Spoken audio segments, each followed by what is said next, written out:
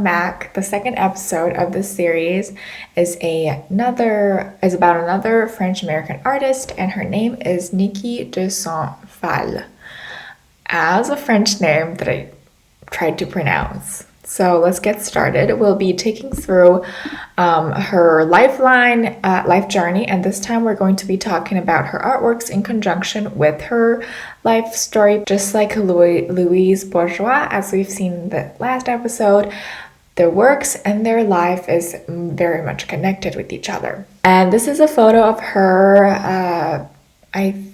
I don't know how young she is in this photo, but she's in her studio later on in her career working on Nanas, which I will be talking about later.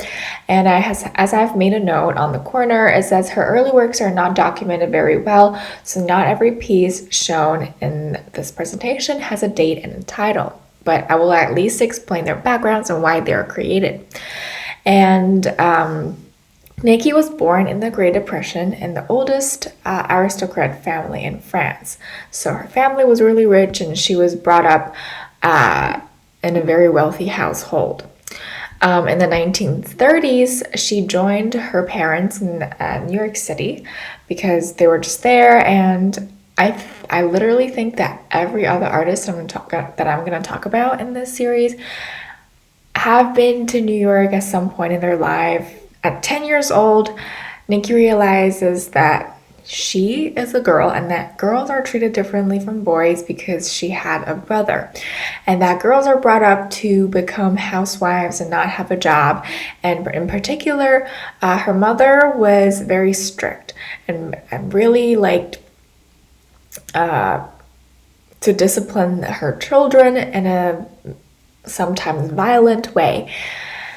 And something else that it's even more terrifying, I should say, that happened to her at 12 years of age is that before then, Niki was very close to her father. They would play together and talk about things.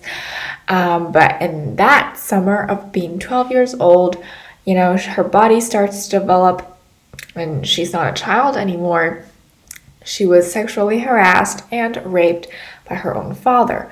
And that may have explained a lot of the symbols that she used later on in her artworks, including snakes, which is a symbol of men, symbol of vice and danger.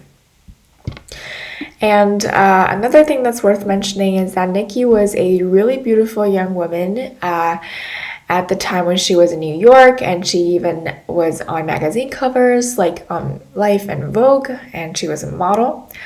And she, through this experience, really earned the sense that she needs independence and established that, she wants to work on her own and find a path in this world rather than being just a housewife. However, she did marry a soldier. And so at the time, this is an image of her painting style. She didn't take any art classes, and it was just a hobby that she had.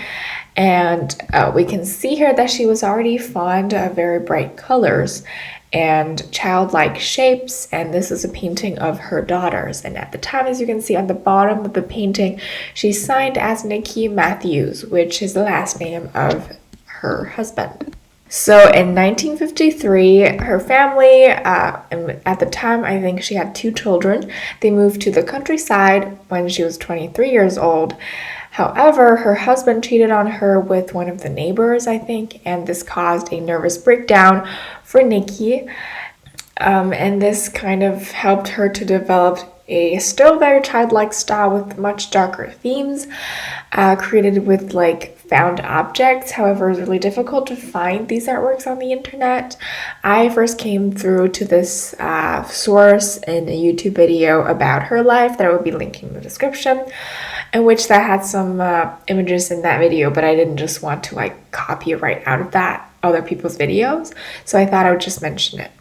And she continuously used the symbols of women, monsters, sun, snakes, and I wrote sun twice for some reason. She decided to travel around Europe to set her emotions aside and the people aside because they have hurt her so much. And she went to Spain, I will not attempt to pronounce in Spanish, but she was fascinated by Antoni Gaudí's architecture, which is a photo that's shown here. You can Google some of his pieces, but they're really just fantastical and use of bright colors and organic shapes in houses that are supposed to look, with right angles and straight edges. And I also really find his buildings very beautiful, as if they've come out of fairy tales. She was also traveling around Europe and was fascinated by Catholic sculpture. She was raised in a Catholic family, but she did not believe in God, and she thought the Catholic Church was very corrupted and dark, and which you can see in some of her later sculptures, but I don't think I included them in this video. So on the right side here, you see a collage. No, it's not a collage. It's a multimedia piece that Niki created with shattered pottery and glass, and it was inspired by Antoni Gaudí's sculptures because he used a lot of like mosaics on the surface of his buildings, and it's almost a symbol of picking up your broken pieces and forming it into something that's beautiful. And 1958, as I mentioned, she was still very much affected by her traumatic childhood experience and how she was betrayed by her husband. And she also decided this year that she would leave her children to give more space to herself and be left alone to work on her art. So she left her children to go to Paris, but it was a very poor neighborhood there, and there was an artist's hub. And one of the artists that she really had a close relationship with was a guy called Jean Tanguely, which you can see. This is him, and this is Niki, who is one of the only women in the artist's hub. Niki admired how hard Jean's life was, apparently, because he's been living in this poor neighborhood for a very long time and was surviving on really little amount of money that he had. But he was a very dedicated artist that created sculptures, as you can see here, that resembles meaningless machines mechanisms. First, I kind of made a connection to his artwork with Calders because, they kind of moves remotely and had sometimes suspended components to these sculptures.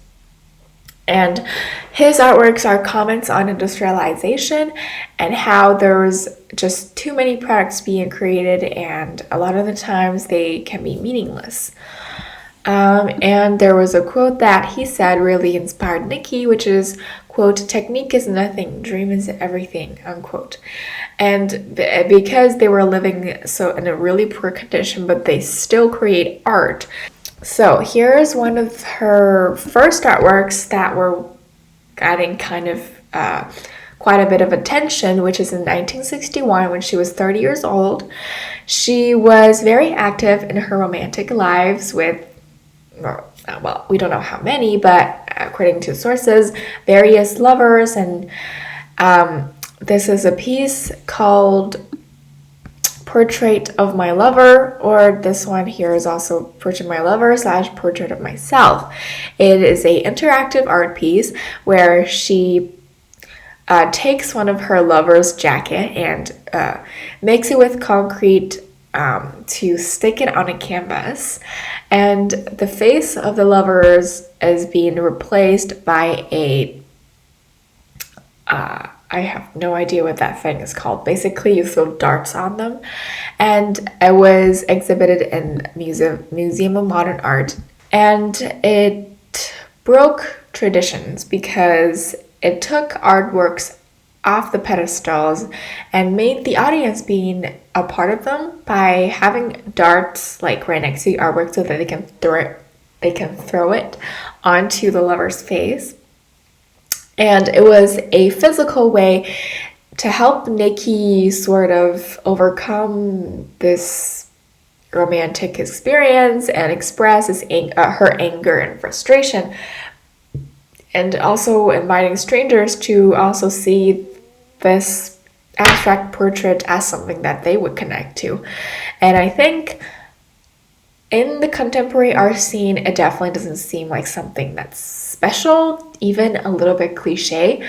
But I think at the time it was something new and people were very curious about it. And especially because it was created by a young, beautiful artist who made interesting works that aimed at men. So the next phase of her artistic career gets a lot more interesting and a lot more dynamic, is because she discovered a new creating process where she has paintballs covered in plasters and stuck on canvases. And she shoots the painting so that the paint would leak out, as you can see here. It was a symbol of destruction, but it's also an act of creation, because through shooting on the paintballs, the paint leaks down and creates a very unexpected image here. And according to some sources, this acts as a symbol that Niki kills her sorrows and her traumatic past. And through this, she finds a moment of release. And I think the final form of the artwork might not be as special, but it's really about the process of making it and how shooting a painting at a time for such a young woman is really put on a show. And it got a lot of attention from the French media, because they were really curious about why a young girl would be doing something so violent and claiming that it's supposed to be art. Another one that I found quite interesting would be this image that I found in an article, where she assembles plastic dolls and stick them on a canvas, spray paint it white, and also has like paintball in the figure itself, and where she shoots the, I would say, male figure. And it emphasizes on the violence expressed through art, because this time there's a more figurative expression of shooting a person. And on the caption that I found in the article, Niki says, quote, "I shot against all men, big, small, fat, thin, against daddy, against my brother, because it was fun and it made me feel great. I love to see the picture bleed and die. I become a terrorist in art. Painting is crime. I killed the painting."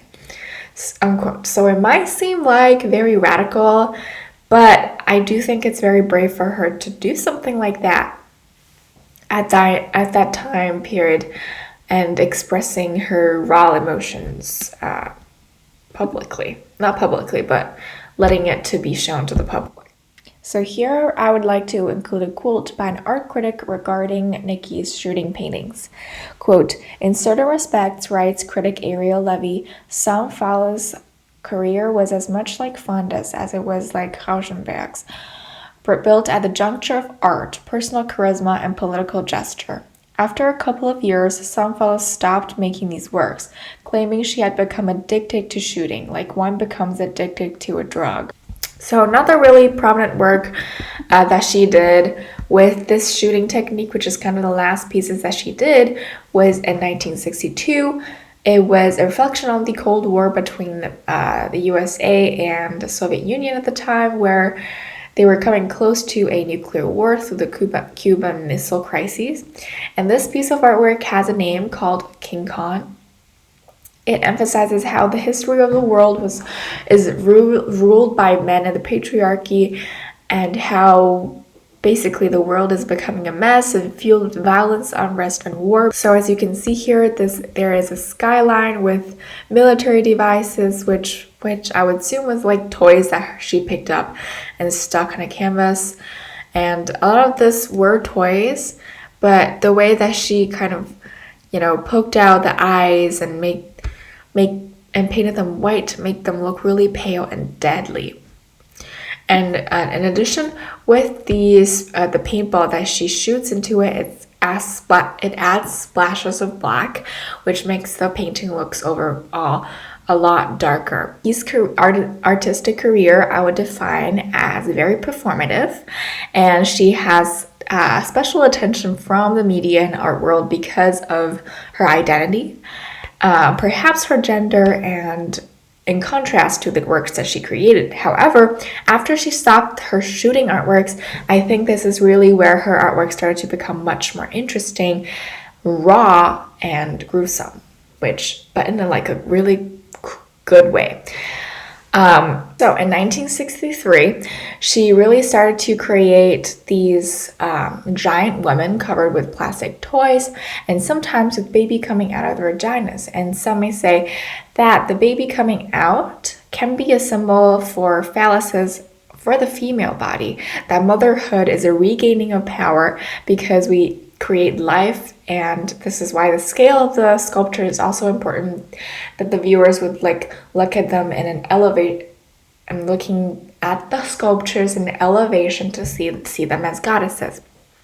It's a very, very violent, I wouldn't say violent, but very gruesome way of representing women and childbirth, which at the time was seen as very shocking because women are supposed to be housewives. They're not supposed to be looking like something scary like that. So I think this is really a step forward because I think the shooting paintings, as much as I really like the concept and how it might be a symbol for her personal experiences, here the artworks are taking much more on a figurative approach, that it has a much clearer message that is being delivered to the audience. And I simply think the playfulness still very much exists throughout her artistic career. So the other sort of collection of sculptures that she did was called Brides, and it was done at around the same time period. It was another rejection of patriarchal values and how the idea of women being married was sort of almost a trap for them. And here the brides look very haunted. And the materials she used, again, is this collected objects and overpainted with white, and the face of the bride is also it didn't have very defined facial features, and it just looked really sad. This one looks more haunted, in my opinion. This one looks slightly more lively, even with the shoes on the bride's feet. And there's a really playful contrast between the horse that's made out of toys, it's in color, and the bride and in a head. So to give a little bit more context, by the end of 1963, Niki de Phalle began to explore the idea of femininity, the role of women in society and how they are represented. She produced a series of female sculptures depicting mothers, witches, brides, and women giving birth. Some Phalle believed that femininity was crushed in a society dominated by men, and that this fact needed to be changed.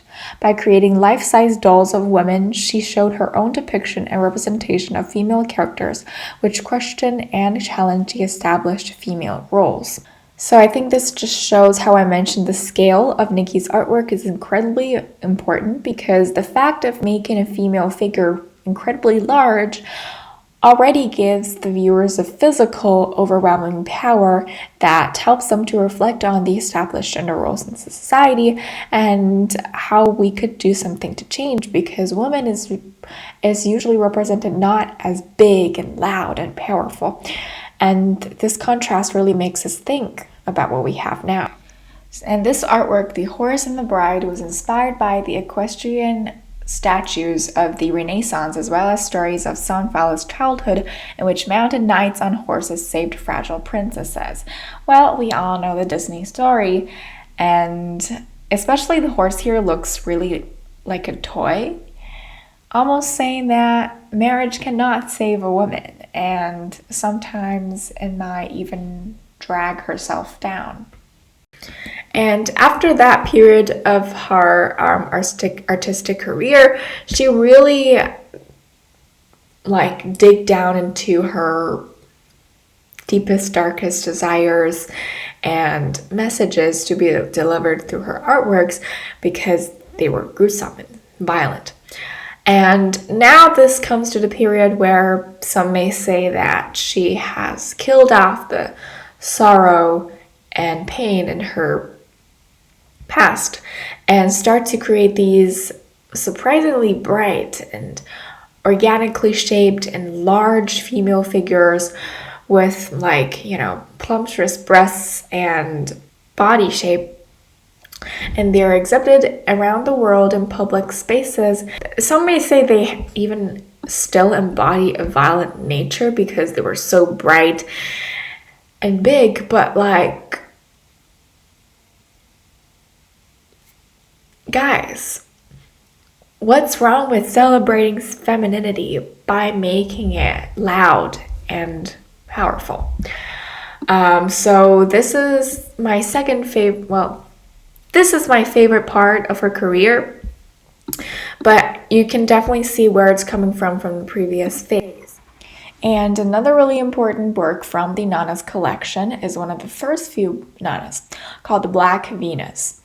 The word Nana itself is a French slang term for woman, and she made this black Nana as a statement of solidarity with the civil rights movement in the US at the time. The Black Nanas were among the first in the series and exhibited at the Alexander Lola's Gallery in Paris in September 1965. And here I would like to quote Elaine Hedges, an American feminist who pioneered women's studies in the 1970s was an author. She argues that Phalle is aware that most Western myths handed down through time present few female models with whom women of today, particularly women of ethnic and racial minority groups, can identify or even wish to identify, portraying the goddess of love and beauty as strong, active, and black, rather than mild, passive, and white. Phalle affirms the being and beauty of the Black woman. So in continuation to the collection of artworks called Nana, this next one is much more bloated in scale, and it's called Han, a cathedral. And it's basically a installation, or still a bit like architecture work, that has the audiences interact with the piece itself by entering through its entrance, which is the vagina of the figure. Hung is the Swedish word for she, implying that the sculpture is both a symbol for the every woman and also a cathedral-like space for the worship of woman and femininity. And you can see here that feminism is very much celebrated in her artworks. It's almost the core of the rest of her artworks. And continuing, its structure references classic architectural theories about the entrances to cathedrals and their metaphoric and symbolic relationship to female genitalia.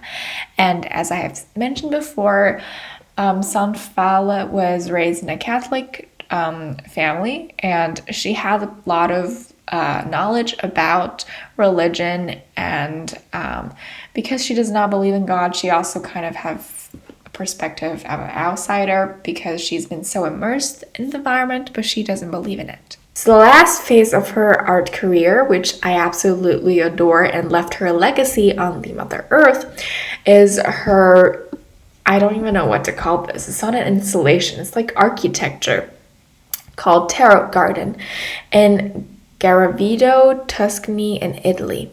It took her 20 years to complete this whole project, where she would pass away after this project was completed. So in 1984, she spent a lot of money and time and effort into making this whole piece possible, and I think she also did a lot of things herself by hand. She developed a condition called chronic arthritis, which I think is something with the joint of your arms, and it made her suffer to create anything, but she still continued to wanting to create a paradise for other people, which is why she wanted to create this architectural piece that's very large in scale and people can walk in and experience the whole setting. And because of her sense of independence throughout her life, she didn't have Patreons like most other male artists that, had people give them money to create art. She wanted to support herself by creating products that were inspired by her artworks, like the nanas, like making vases, and she was set to make 3 to 4 million euros by herself by selling her products.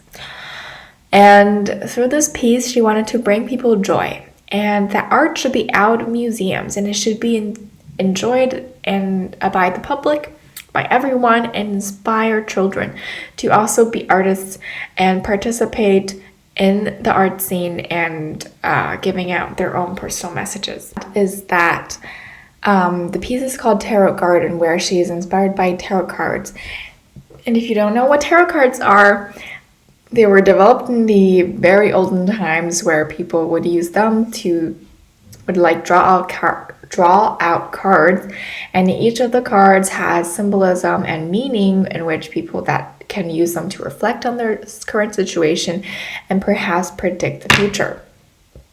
And this really adds a mystical feeling that is present, I think, throughout her body of work. And it's kind of one of the reasons why I really wanted to visit this place, because it's all about emotions and intuition and about feeling something. And I think that's a large part about what art is. And which is also why I think this piece is so significant, because she bloats up all of these cards into large scale, and each of the main building parts are drawn into connection with the cards themselves. I think a lot of Niki's work perhaps has more of a shocking nature to them, rather than having deeper layers. I'm not saying that they don't have it, but I think in comparison, for example, to Louise Bourgeois' artwork from the last episode, it communicates more directly. It invites the viewers in, and it's instant. It's an instant reaction of being shocked or being scared and being brightened by the joy of her sculptures. And I think both of these forms of art are completely valid, and that you can't say one way is better than the other, because they're both valid ways of creating art that means something to somebody. So that would be all for today's video, and I would like to conclude once again, like the last episode, with some thoughts that I will read from. So I think Niki Phalle is another artist whose career and inspirations are partly drawn from painful experiences as a child and as a woman. She goes through the phase of translating the pain she feels into dark themes, but ended her journey with figures and environments that are transformative and bursting of joy. She shows me that we have the power to transform hate into love. She shows me anger and frustration can be expressed through art, and we can make destruction beautiful. However, that is not to say that we should destruct our world and romanticize it, but it's a way of saying that we should see what we've already done to the world in a rather positive light and see what we can change about it. And another thing that Niki taught me is that nobody is perfect. Yes, she is a very successful artist that has inspired a lot of people, but she's made some choices that does not make her she does not make herself a great mother, as she has literally abandoned her children. But it just shows that there are no right or wrong choices in life, I think. She went ahead and discovered who she was deep down along the way, and I think that's really beautiful. So thank you for being here, and I will see you on another one. Bye!